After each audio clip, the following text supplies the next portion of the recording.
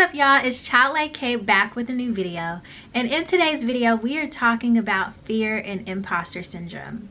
I was inspired to create this video after watching this video by Jess at Girl Tech Connect, so if you want to hear about my personal story with this, just keep watching. Okay, so as I mentioned in another video, when I left Revature, I wasn't sure if I wanted to continue to pursue software development. So I began looking into other tech careers that did not involve coding, and I came across the role of an implementation consultant. So I began looking up different implementation roles to look at their job descriptions and kind of start to tailor my resume to fit those words or that language, and also to just see what was out there. Well, in doing so, I found a company that I was very excited about. It's a remote first company, and they are an email marketing SaaS company. When I found the job posting, it said they were looking for a technical implementation specialist. After reading their job description and tailoring my resume, I felt pretty confident that I could get into this role. I just had to get an interview. 3 weeks go by and I hear nothing. So that's when I decided to apply to the company that I previously worked for as an implementation consultant, because I was confident that I would get hired by them. And I went through their hiring process and was hired within a week, I think, and started maybe 2 to 4 weeks later. Well, a week before I was set to start this job, I get an email from a recruiter she introduces herself and says, you know, thank you so much for your interest in this position. Due to some changes within the company, we are actually no longer looking to fill this role, but we are hiring for a customer success manager, and based off of your resume and background, I think you would be the perfect fit. She sent me a PDF with the job description and let me know that the pay would be between $68,000 and $75,000 annually, with a 15 or 25% sign-on bonus. And so with total compensation, you could come out at about $93,000, give or take. So she said, hey, if you're interested in this position and want to talk more about it, please let me know by responding to this email. Well, I respond to her email and I hear nothing for 2 weeks. And I say, oh, well, you know, nothing's lost. I still have a job. At that point, I had already started my new job. Granted, I hated it, but I had a job. And so nothing was lost in the process. But then that 2 weeks passed and I get another email from this recruiter, and she's letting me know that the day after she emailed me, she tested positive for COVID and had been not working for the 2 weeks after that. But she thanked me for reaching back out to her and let me know that she would be passing my profile and information on to her hiring manager, and if the hiring manager decided to move forward with next steps, a different recruiter would be reaching out to me. And she copied the other recruiter on the email. Well, I don't want to be stereotypical, but this other recruiter, her name sounded like she would be a black woman. And so I was curious. I went to LinkedIn, I looked her up, and I found her. She was indeed a black woman. She had just started with the company. So I guess they were getting her situated and assigning her different roles to fill or whatever. However it works in recruitment. Now there's this saying that people are drawn to people who are more like them. So with me being a black woman and this new recruiter being a black woman, I thought, let me reach out to her, because I feel like if we can find some kind of common ground, I feel like that gives me a little bit extra leg up, which honestly, being a black woman is the common ground. So I went ahead and sent her a request to connect on LinkedIn, and I sent a message that said, hey, such and such told me that you would be the recruiter handling my file now. I just wanted to put a face with the name. I look forward to speaking with you soon. And that was it. The following day, she accepts my connection request and also emails me back in that email chain with the previous recruiter, just thanking me for my patience in the process and wanting to fill me in on next steps. Well, then she sends a second email that says, hey, after looking at your LinkedIn and your resume for myself, I think you would actually be a better fit for the technical support engineer role. Here's the job description. Let me know if you're interested. So I looked at the job description, and it's basically a merging of support, and engineering. So you do need a customer support background, but you also need to have some programming and database understanding.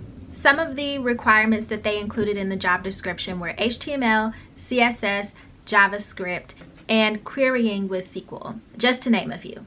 Now, this recruiter did not tell me the pay for the role, but I did end up finding the job posting on like Google, and on that posting it actually had the pay, and it was a little bit more than the customer success manager. I believe that one was paying $70,000 to $80,000, if I remember correctly. And that job description did not mention a sign-on bonus, but anyway, this video is not about compensation. So I do my due diligence, I look into the role, I look at my background, my skills, and I say, hey, I think I would love to do this. So I let her know that I was interested, and so she scheduled a phone call where we could talk about my background. She asked me about some of the languages that I've worked with and things like that, how I got into tech. Okay, I was telling the hell out of that story and giving way too many details. But long story short, after the initial screening, I had basically 3 rounds of interviews. The first one was with the director of customer support, I think. And that was basically just to see how I handle support and my soft skills. The second interview was with the VP of engineering, and we talked about my background, how I got into tech, what languages and tools I am familiar with, and basically just to see if I could handle the job. And after speaking with him, I was given a take-home assignment. And this take-home assignment had 2 parts. One, to see how you would handle customer support. The second part of the take-home assignment was to build a web scraper. So now we'll go into some more details about this part. And this is where I lost my confidence and let imposter syndrome get in my way. So I was just getting ready to discuss the technical portion of the take-home assessment. And let me see if I can find the email. Okay, so this is the prompt. Frequently, customers want to use content from their website in their emails, but for a variety of reasons, it can be a challenge for them to get us that data in a usable format. Using whatever tool or language you want, write a script/app to scrape the pricing page of the company website, and they put the link there. The output should be a JSON or CSV file that includes the plan name, plan description, plan logo URL, the plan price, and the plan by URL. You can be as robust or as basic as you would like, but the most important part is showing your work and thought process. Document everything so we can see the steps you took in order to get the results we are looking for. Even if you don't get all the way to a solution, we're still looking for your work and thought process. Make sure you provide us with any instructions, dependencies, or assumptions your script/app needs. Example, this requires Python 3 or must be run on Windows. So initially reading that, I was like, okay, I can do this. And I started the process of building a app, I guess, in using Python. I hit a snag and couldn't get around one of the errors with exception handling.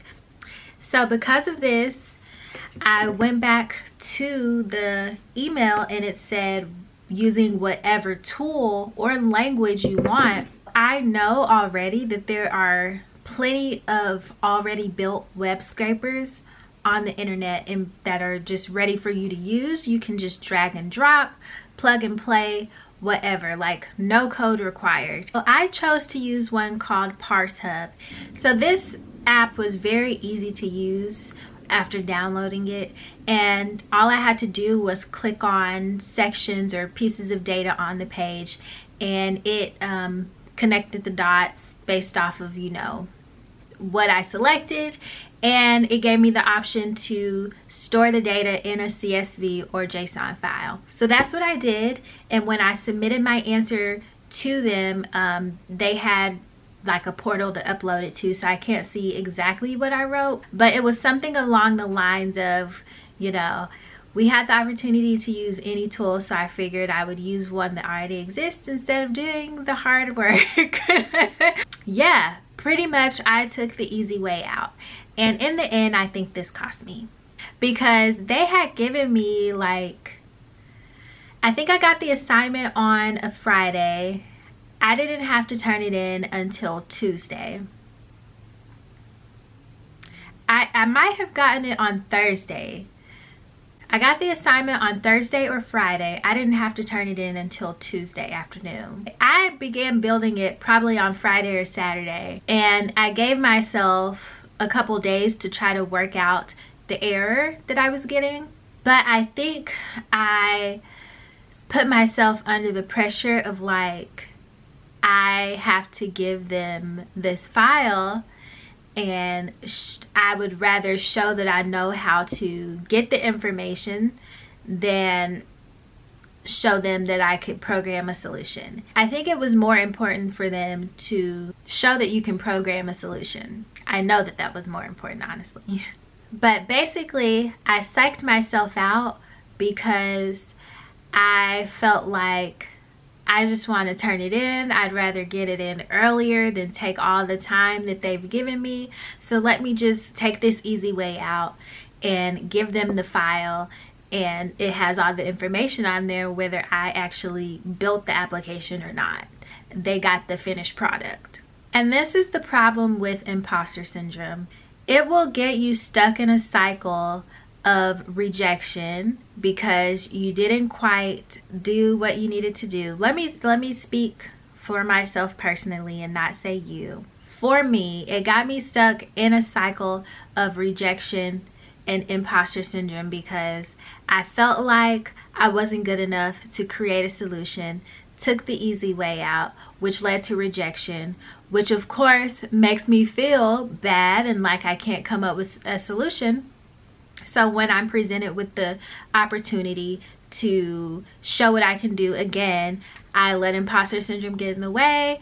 I don't fully show up for myself. But the thing is, you have to show up as your full, authentic self 100% of the time. And that's not just in coding and programming and job interviews. That's just in the world in general. That is how you defeat imposter syndrome, because you can really give them the opportunity to see all of you. And even if you don't come to a full solution, they can at least see how your brain works. They can at least see how you process things, how you take in information, and what output you give from what you took in. And this is honestly just like when I decided to resign from the Reviter training program because I felt like, you know, I was too behind to catch up and get on track to finish and pass the technical interviews to work with clients. So don't be like me, folks. Don't let imposter syndrome stop you from what you want. It's actually pretty bad because even before coming into tech, I had imposter syndrome even in the entertainment industry. Sometimes I would get audition opportunities that I would not show up for because I felt like I wasn't fully prepared for that job. And so why even come to the room and put myself out there if I know I'm just going to be let down? But that's just the wrong mindset to have. What I'm learning is falls are unavoidable. You are going to face rejection. You're not going to pass every test. You're not going to get every job. Every interview is not going to be aced. But all of these opportunities do give you the chance to learn. See where you messed up. Actually go back and think through what happened and see how you can come back better next time. The only people that get to learn from their mistakes are the ones who actually step out and attempt, who give it a try. So again, don't be like me. Go out there and always give it 100% of what you have. Don't try to show up as the people that you see online. You can only be you. You can only bring to the table what you have in your possession. So focus on what you do have instead of what you don't. And that is all for this video. I hope someone gets something from it. And just the same way that I was inspired by Jess at Girl Tech Connect, maybe someone will watch this and feel inspired to be transparent with their story and help someone else along the way to know that we do not have to be perfect. We just have to be progressing every day. So with that, thank you guys so much for watching. I will see you all in the next video. Bye.